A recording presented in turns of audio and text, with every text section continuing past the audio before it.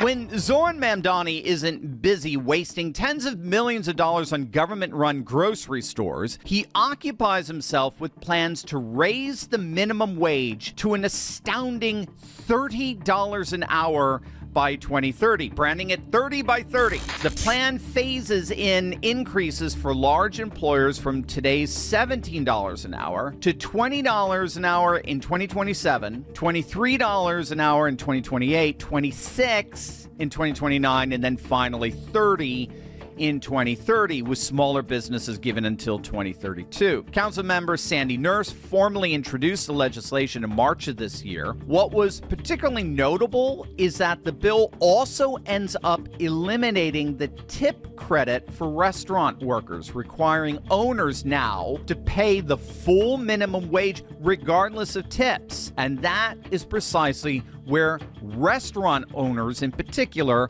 are crying foul. In fact, they're crying foul over the whole 30 by 30 nonsense in general, and that's because it's being widely recognized that restaurants in particular simply cannot sustain or absorb that massive cost increase.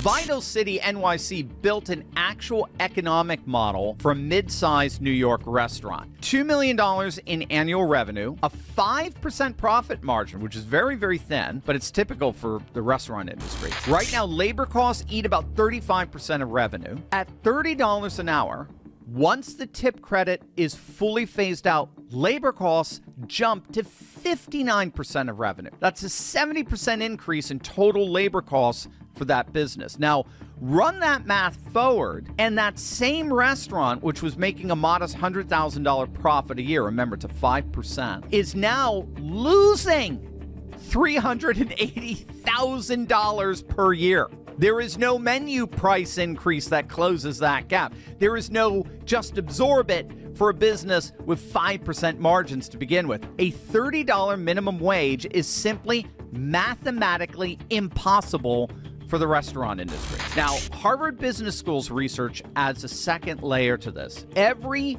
$1 increase in the minimum wage raises the closure probability of a median-ranked restaurant by 14%. Okay, I'll say that again. Every $1 increase in the minimum wage raises the closure probability of a medium-ranked restaurant by 14%.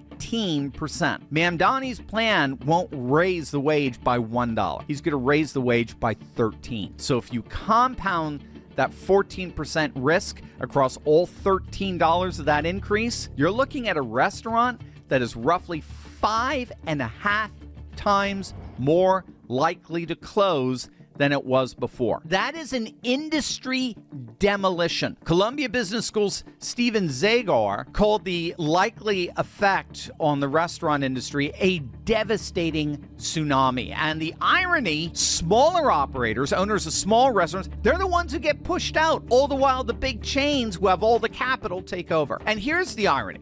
We're already seeing it. We don't even have to wait for Mamdani's $30 minimum wage hike to see the devastating effects of rising food costs, rent, insurance premiums, and delivery-related costs. Take a look at this. This is coming from the New York State Department of Labor Statistics. New York City restaurant jobs have declined in 2026 since Mamdani took over by roughly 9,600 jobs year over year. Nearly 10,000 restaurant jobs are gone given the appalling business conditions in New York City. And Mamdani hasn't even gotten started. And the same results have happened everywhere else this nonsense has been tried. I mean, just look at the fallout from Los Angeles hotel minimum wage ordinance that raised wages to $22.50 per hour. Hotels saw their largest job loss in 10 years. They're expected to eliminate roughly 6% of positions when all is said and done here.